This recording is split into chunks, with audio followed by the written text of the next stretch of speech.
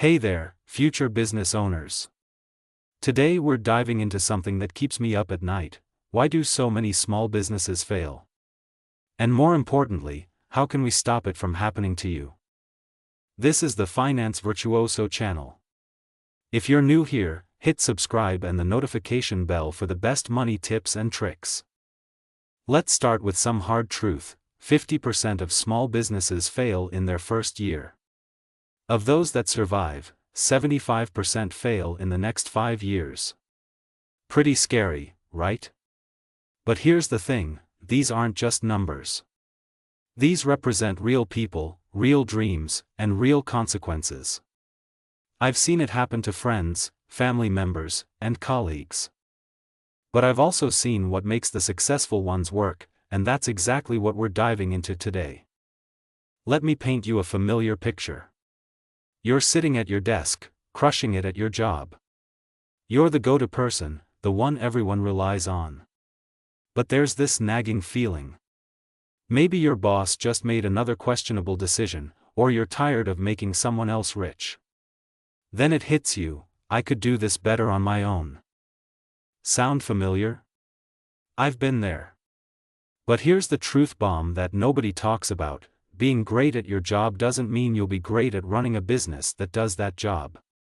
Let that sink in for a minute. Think about it this way.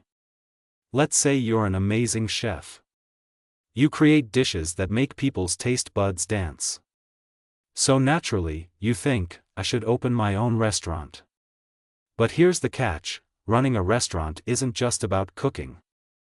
Suddenly, you're dealing with inventory management, staff schedules, marketing, accounting, and a million other things you never had to think about before. This is where it gets fascinating. According to Michael E. Gerber's The E-Myth Revisited, inside every business owner, there are 3 different personalities duking it out. It's like having 3 different people in your head, each pulling you in a different direction. 1. The entrepreneur. This is your dreamer, your visionary. They're always thinking about the future, imagining possibilities. What if we expanded nationwide? What if we revolutionized the industry? They live in tomorrow. The entrepreneur in you gets excited about new opportunities, sees patterns others miss, and isn't afraid to take calculated risks. But sometimes they can get so caught up in the future that they forget about today's problems. 2. The manager. Meet your practical friend. They're all about systems, processes, and order. While the entrepreneur is dreaming about tomorrow, the manager is worried about organizing today. They're the one saying, but how are we going to make this work? They love planning, creating schedules, and establishing procedures. Think of them as your internal project manager, always trying to keep things running smoothly. 3. The technician. This is probably you right now, the doer. They love getting their hands dirty and getting things done. They live in the present and just want to do the work. Less talking, more doing. The technician is happiest when they're doing what they're good at, whether that's coding, cooking, designing, or whatever your expertise might be. The problem? Most small business owners are about 70% technician, 20% manager, and 10% entrepreneur. But here's the kicker. To succeed, you need a better balance. You need all 3 working together harmoniously. Now, let's talk about how businesses evolve. Think of it like human development. There's infancy, adolescence, and maturity. Each stage has its own challenges and pitfalls. Infancy, the technician's paradise, or is it? This is where most businesses start. You're finally free from your boss. You're doing what you love. You're working harder than ever. Wait, that last part wasn't in the brochure. You're juggling everything, the actual work, the books, marketing, customer service. It's like being a one-person circus act. The problem? There are only 24 hours in a day, and you need to sleep sometime. Let me tell you about my friend Sarah. She's an amazing graphic designer who started her own agency. For the first year, she worked 14-hour days, 7 days a week.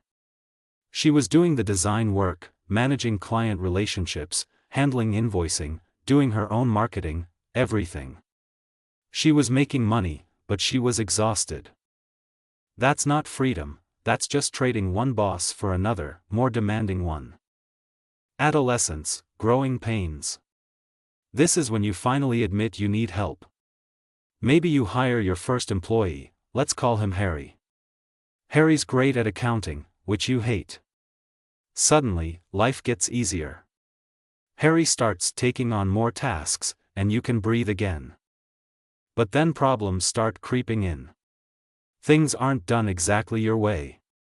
Customers are complaining. You start thinking, if you want something done right, you've got to do it yourself. So you jump back in, working more than ever, and now you're paying someone else too. It's a mess. The real problem? You never created systems for how things should be done. You just assumed everyone would do it your way, magically reading your mind about how everything should work. Maturity, the promised land. Here's where it gets interesting. Most people think you have to go through infancy and adolescence to reach maturity. But that's not true. You can start here. How? By thinking like McDonald's. Yes, McDonald's. Love them or hate them, they've created something remarkable, a business that works predictably, systematically, and without requiring superstar employees. An 18-year-old can learn to run a shift at McDonald's. That's not by accident. Think about it, every McDonald's hamburger is made the same way. The pickles are placed in the same pattern. The fries are cooked for exactly the same amount of time. They've created systems for everything, and that's why they can replicate their success thousands of times over. Now let me share with you the exact 3-step process that could transform your business from chaos to clockwork. 1. Innovation. This isn't about reinventing the wheel. It's about constantly asking, how can we do this better? Sometimes it's tiny things. Maybe your sales team closes more deals wearing blue suits than brown ones. Maybe customers spend more time browsing when you play certain types of music. Test everything. Here's a real example. A local coffee shop owner I know tested different greeting scripts with his baristas. Instead of the standard, "What can I get you?" they started asking, "Would you like to try our house specialty today?" That simple change increased specialty drink sales by 22%. 2. Quantification. Measure everything. Don't go by feelings, use numbers. Did that new greeting script increase sales by 15%? Keep it. Did the new store layout decrease browsing time? Change it back. Remember, what gets measured gets managed. 3. Orchestration. Take what works and make it standard. Document it. Train for it. This is how you make success repeatable. Create manuals, checklists, and training programs. Yes, it's boring. Yes, it takes time. But it's what separates successful businesses from failures. The goal isn't just to create a successful business, it's to create a business that can run without you. That's true freedom. Imagine taking a month-long vacation without checking your email. Sounds impossible? It's not, if you build the right systems. At this point, you might be feeling a bit overwhelmed. Maybe you're thinking, this all sounds great, but where do I even start? Don't worry, I've got you covered. Let me break this down into a simple, step-by-step action plan that you can start implementing literally today. 1. Start documenting everything you do in your business. Every process, every procedure, every little detail.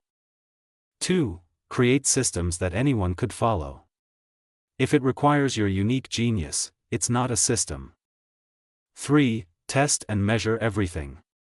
Use data to make decisions, not hunches. 4. Train your team to follow these systems, and hold them accountable. 5. Gradually remove yourself from the day-to-day operations. Remember, your business should work harder than you do. That's how you beat those scary failure statistics we talked about at the beginning. Before I wrap up, here's your homework. Pick one thing in your business, just one, and create a system for it this week. Maybe it's how you answer the phone, or how you follow up with leads, or how you close the shop at night. Document it, test it, improve it. That's it for today, future business moguls. If you found this helpful, don't forget to like and subscribe, and let me know in the comments what systems you're building in your business. Stay entrepreneurial, and I'll see you in the next video.